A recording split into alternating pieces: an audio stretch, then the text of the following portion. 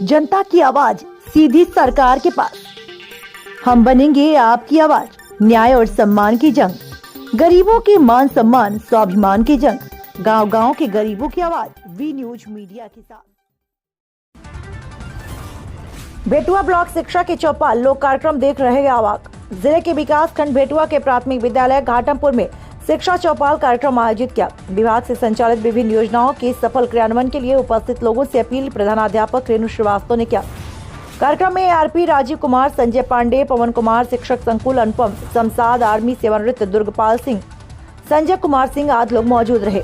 साथ ही साथ ग्राम पंचायत समिति के सदस्य अभिभावक में उमाकांत सिंह, बाबूलाल गुप्ता, कपिल मौर्य, राज बहादुर सिंह, बहेतु शर्मा, विद्यालय समिति के अध्यक्ष शिव कुमार वर्मा, भारी संख्या में बच्चों के उत्साहवर्धन हेतु अन्य अभिभावक, ग्रामवासी उपस्थित रहे और अपना आशीर्वाद प्रदान करते हुए विषम परिस्थितियों में कार्यक्रम को सफल बनाया।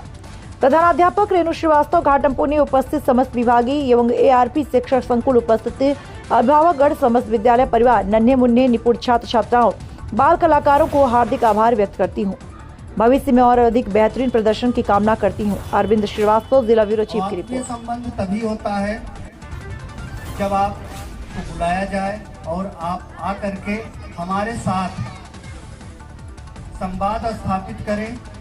आपकी जो समस्याएं हैं वो हमसे आप शेयर करें और जो हमारी समस्याएं हैं वो हम आपसे शेयर करें, ताकि इन दोनों समस्याओं में जो बीच की कड़ी हमारी ये बच्चे हैं, क्योंकि हम जो कार्य कर रहे हैं इन बच्चों के लिए कर रहे हैं, जो हमारे नौनिहाल बच्चे हैं, इन्हीं के लिए हम सारा प्रयास कर रहे हैं कि हमारे बच्चे की गुणवत्ता उच्च से उच्चतर की ओर हो, अपनी कक्षा स्तर का बच्चा निपुण हो जाए।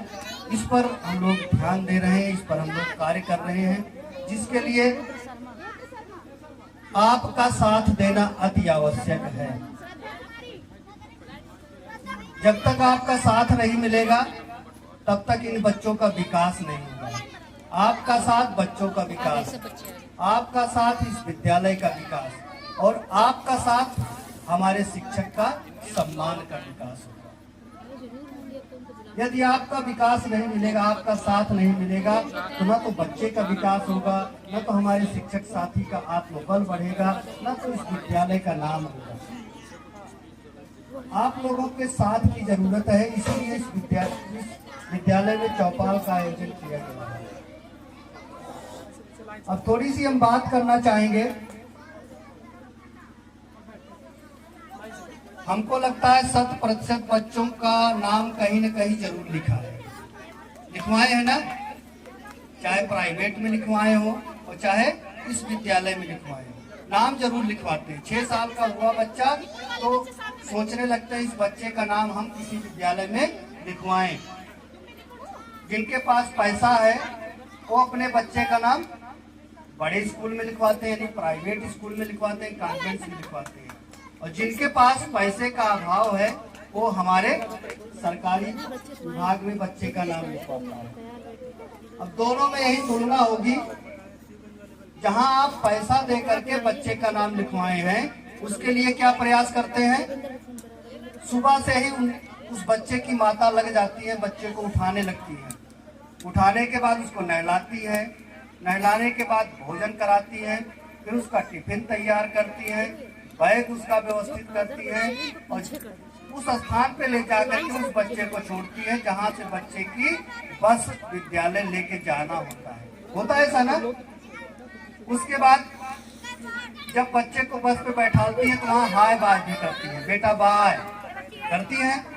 उसके बाद फिर बच्चा अपने विद्यालय जाता है, वहां पर पढ़ करके जब वापस आता है तो सबसे पहले उसी जगह पर फिर हम उस बच्चे को मिलते हैं जहां बस पर बच्चे को छोड़े थे।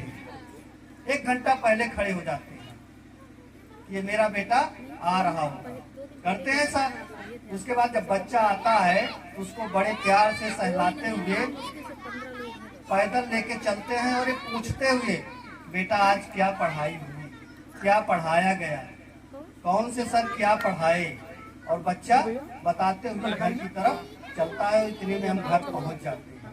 फिर घर पहुंचते ही बच्चे का जो अन्य क्रिया होती है, उसको कहने की नाश्ता पानी, फिर उसके बाद फिर 1 घंटा खेलता है। खेलने के बाद फिर हम क्या कहते हैं, बेटा जो विद्यालय का काम मिला है उसको पूरा कर लो। फिर बच्चा विद्यालय का काम पूरा करता है। वही प्राइवेट अभिभावक पढ़ाने वाला उस बच्चे को होमवर्क पूरा कराता है ना। फिर अगले दिन प्रक्रिया यही होती है, विद्यालय फिर लेके जाता है। यही प्रक्रिया प्राइवेट की लगातार चलती रहती है। और महीने का 2000 रुपया जो फीस है उसको हम ले जाकर के महीने के अंत में जमा कर देते हैं। और एक भी दिन नहीं चाहते हैं कि बच्चा हमारा उस विद्यालय में नागा करे। क्यों? क्योंकि 2000 रुपया फीस दे रहे हैं। वही की जस्ट विपरीत स्थिति हमारे यहाँ की है।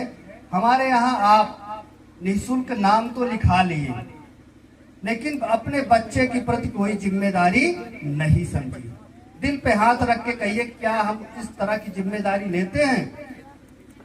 आप प्रतिदिन इसी गांव के ही बच्चे हैं, कुछ न कीजिए। 9 बजे का स्कूल है, 8:45 बजे बच्चे को लाकर के विद्यालय में छोड़ दीजिए। और हम तो कहेंगे कि 10 मिनट देखिए कि सुबह की असेंबली होती कैसे है। सुबह की असेंबली आप देखेंगे तो वास्तव में आश्चर्यचकित हो जाएंगे कि सुबह की जो असेंबली होती है, सुबह की जो प्रार्थना होती है, वो आधे घंटे तक बहुत अच्छे तरीके से इस विद्यालय में होती है। फिर उसके बाद जो पठन पाठन होता है, शाम को फिर बच्चा आपके घर जाता है। तो यहाँ से जैसे प्राइवेट में आपने पूछा कि बेटा आज क्या पढ़ाई हुई, बच्चा ईमानदारी से बताएगा कि आज कुछ नहीं पढ़ाई हुई।